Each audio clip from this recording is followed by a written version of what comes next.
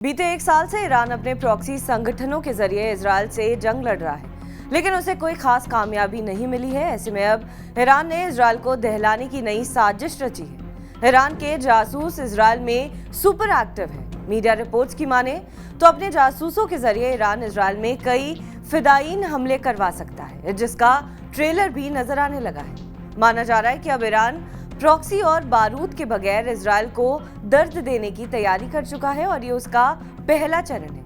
दरअसल 27 अक्टूबर के दिन एक ट्रक ने बस स्टॉप पर खड़े लोगों को कुचल डाला। ये दर्दनाक घटना गलीलोत सैन्य बेस के पास हुआ, जिसमें 5 लोगों की मौत हो गई, वहीं 50 लोग घायल हो गए। इजरायल का दावा है कि ये हादसा नहीं बल्कि एक लोन वुल्फ आतंकी हमला है। तस्वीरों में नजर आया कि गलीलोत सैन्य बेस के पास मौजूद बस स्टैंड में जहां कई लोग खड़े हैं, इनमें कई इजरायली सैनिक भी मौजूद हैं। अचानक से एक तेज रफ्तार ट्रक आता है और लोगों को कुचल देता है। इसके बाद ट्रक ड्राइवर को 360 डिग्री घुमाना शुरू कर देता है, जिसके बाद ट्रक सामने से आ रही बस में जोरदार टक्कर मारता है, जिससे गुस्साए लोगों ने ट्रक ड्राइवर को ट्रक से उतारकर पीट कर मार डाला।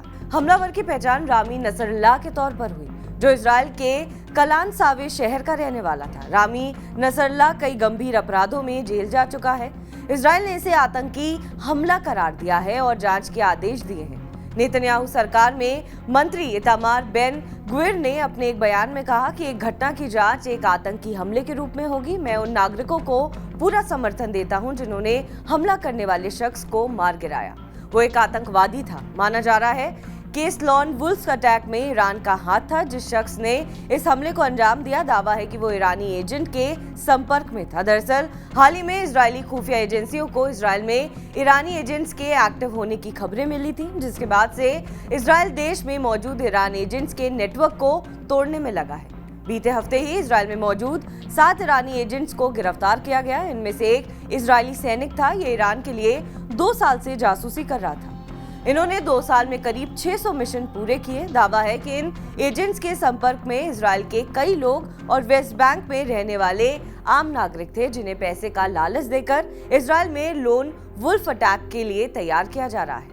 मोसाद की रिपोर्ट में दावा किया गया है कि इस काम में ईरान की मदद तुर्की कर रहा है। तुर्की के रास्ते ही एजेंट्स ईरान तक जानकारी पहुंचाते हैं। मिशन के लिए एजेंट्स को पैसे भी तुर्की के जरिए ही पहुंचाया जाता है। बीते 1 साल से ईरान प्रॉक्सी के जरिए इजरायल से जंग लड़ रहा है, लेकिन अभी तक उसे कोई खास कामयाबी नहीं मिली है। ऐसे में माना जा रहा है कि ईरानी एजेंट्स अब लोन वुल्फ अटैक को अपना प्रमुख हथियार बना सकते हैं, जिसका ट्रेलर 24 घंटे पहले ही तेल अवीव के पास गलीलोत में दुनिया देख चुकी है। बहरहाल इस खबर पर आपका क्या कुछ कहना है, हमें कमेंट करके जरूर बताएं।